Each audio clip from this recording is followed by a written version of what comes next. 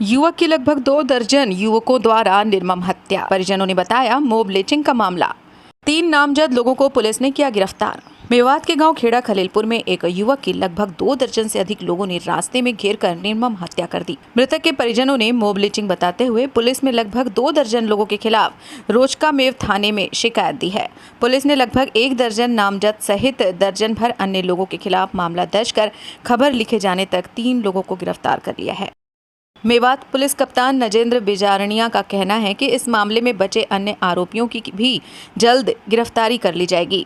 प्राप्त जानकारी के अनुसार मृतक के परिजनों ने बताया कि उनका लड़का आसिफ और उसका भाई राशिद सोहना दवाई लेने के लिए गए थे, लेकिन जब रविवार की देर शाम तक वो सोहना से दवा लेकर वापस गांव की तरफ लौट रहे थे, तभी गांव खेड़ा खलीलपुर के दर्जन भर युवक सहित अन्य दूसरे गांव के लगभग 2 दर्जन लोगों ने सामने से आ रही आसिफ की गाड़ी में टक्कर मार दी।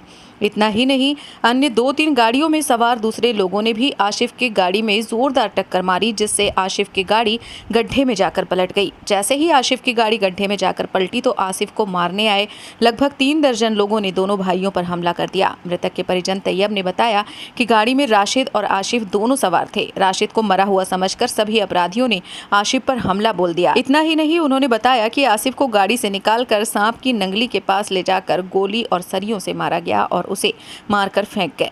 जैसे ही परिजनों को इसकी जानकारी मिली तो आसपास के गांव में भय का माहौल पैदा हो गया और लोग इकट्ठे होने शुरू हो गए और पूरे मेवात में यह बात आग की तरह फैल गई।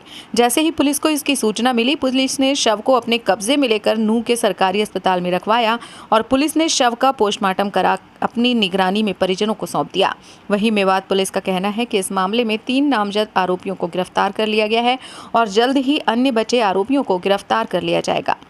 आफ्ताब अहमद ने सरकारी अस्पताल पहुंचकर पोस्टमार्टम के समय मृतक के परिजनों को ढांढस बंधाते हुए कहा कि वह इस मामले में पूरी तरह सरकार और प्रशासन से मिलकर पीड़ित परिवार को न्याय दिलाने का काम करेंगे और मृतक के हत्यारों को सख्त से सख्त सजा दिलाने के लिए मांग करेंगे।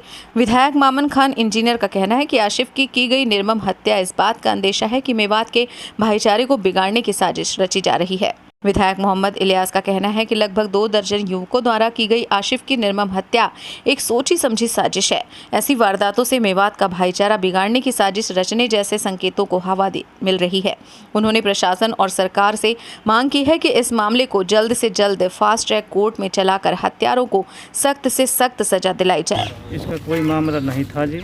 ये बेगुनाह लड़का जो घेर कर मारा था गुजरों ने, और कम से कम 15 लड़के थे गुजरों के, जिन्होंने ये आटे बारोटे ये लड़का गाड़ी लेकर आ रहा था तो 3 गाड़ी लगाई, एक आगे लगा दी और एक पीछे, एक बराबर में एकदम टक्कर मारी। गाड़ी रुक गई। रुकने के बाद छोरा एक राशिद नाम का लड़का था, उसके तो यहाँ से सर फाड़ दिया सरिया से, और यहीं पे है वो। और आसिफ थाना जो इसका नाम आसिफ है और सद्दू भी कहते हैं इसको।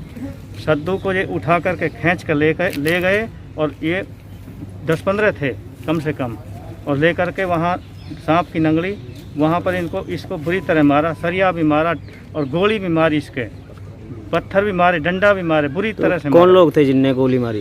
ये गुजर थे जी, खेड़ा खलीलपुर के। वेलकम न्यूज के लिए नूह से संवाददाता जुबैर खान की रिपोर्ट।